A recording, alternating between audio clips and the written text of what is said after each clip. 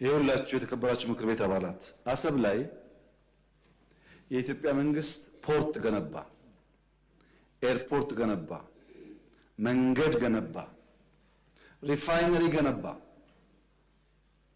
እና ተጋጨን። እዛ ቀረ ሀብቱ። ስንታረቅ ኤርትራውያን ከ20 ዓመት በኋላ መጥተው በኢትዮጵያ ፍርድ ቤት ቆመው ቤቴን መልሱልኝ፣ መሬቴን መልሱልኝ ወሰዱ። ለምን ታረቅና? በግለሰብ መጥተው ያኔ የተባበሩ ኤርትራውያን ቦታቸውን ንብረታቸውን ወሰዱ። ታዲያ የኢትዮጵያ መንግስት ሪፋይነሪውን፣ ፖርቱን፣ ኤርፖርቱን ቢወስድ ከዚህ አንጻርስ እንዴት ነው የሚታየው?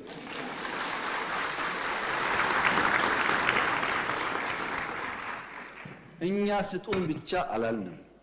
እኛም ጋር የቀረ ነገራችሁን ውሰዱ፣ ያጠፋውን ይቅርታ አድርጉ። ግን በቀጣይነት ኢትዮጵያን ከተፈጥሮ ጸጋው ማስቀረት ያስቸግራል። አሁን ከበደ ሊያግዝ ይችላል፣ ተሰማ ሊያግዝ ይችላል፣ ጫላ ሊያግዝ ይችላል። ኢትዮጵያን ማንም አቁማት አያውቅም፣ ማንንም አያቆማትም። ይሄም ማይሆን ዝም ብሎ ባዶ ፍላጎት ነው፣ ሮንግ ኢንቨስትመንት ነው። በነገራችን ላይ ኢትዮጵያን መጉዳት የሚሹ ሀገራት ቢያንስ ኢትዮጵያን ጎድቶ ትርፋማ መሆን አሸናፊ መሆን አይቻልም። ይሄ ሀገር የአብዲሳ አጋ ሀገር ነው። አብዲሳ አጋ በሰው ምድር ታስሮ ሳለ የሀገሩ ወረራ ከሀገሩ አርበኞች ጋር መታገል ሲያቅተው እዛው ሀገራቸው ውስጥ ሆኖ ሰላም እንደነሳቸው ኢትዮጵያውያን ስንነካ ስንጠቃ በምድራችን ብቻ ሳይሆን በእኛ በሚባለው ምድር ችግር ፈጣሪዎች መሆናችን አይቀሬ ነው። ያ እንዳይሆን የኔ ምክር ተስማምቶ ተግባብቶ በህግ አግባብ መፍታት ይቻላል። ህዳሴን ምንም ችግር እንደምታዩት ውሃ እየፈሰነ ወደ ሱዳን ይቀጥላል።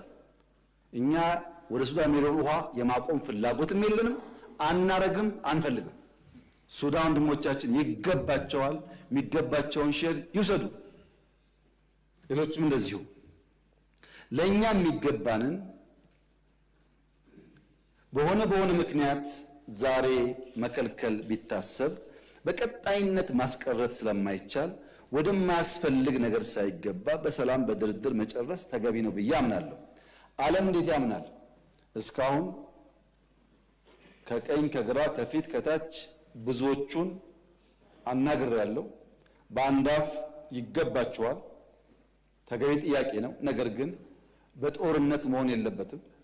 እንወያይ፣ እንምከር፣ ጊዜ ስጡን ብለዋል ወዳጆቻችን። እኛም ጊዜ ውሰዱ፣ ተወያዩ። ለጊዜው የሞት የሽረት ጉዳይ አይደለም። ጥያቄው አግባብ ነው። እንታገሳለን። ለመወያየት ክፍት ነን፣ ለመስጠት ክፍት ነን ብለን ጠይቀናል። ባይሆንስ እንግዲህ ባይሆን ልጆቻችን መጠየቅ ነው መልሱን። ልክ ቅድም ሰው ተወልዶ አድጎ አርጅቶ ሞቶ እንዳልኳችሁ ነው። አይሆንም። ኢትዮጵያ ያሰበችውን ብልጽግና ማረጋገጥ አትችልም። 130 ሚሊዮን ህዝብ የሁሉ ጎረቤት ዕዳ ነው የሚሆነው ራሱ መለወጥ ካልቻለ። ሀብታም ከሆነስ መሸከም ይችላል። ለዛ በትብብር መስራት የሚያስፈልግ ይመስለኛል። በዲፕሎማሲ ረገድ በጣም መልካም ጅማሮች አሉ። በሎ ኢንፎርስመንት ቁመና ግንባታ በጣም መልካም ጅማሮች አሉ። በናሽናል ኢንትረስት መግባባት ላይ መልካም ቁመናዎች አሉ። እነዚህ ጉዳዮች በጊዜው ፍሬ ያፈራሉ የሚል እምነት አለኝ። ለዚያ በትዕግስት በጥበብ በማስተዋል ኪሳራ፣ ግድያ በቀነሰ ባላስከተለ መንገድ በሰላማዊ መንገድ ለመፍታት ይሞከራል። በባሌም ሆነ በቦሌ እንደተባለው ግን አይቀርም ማለት ነው።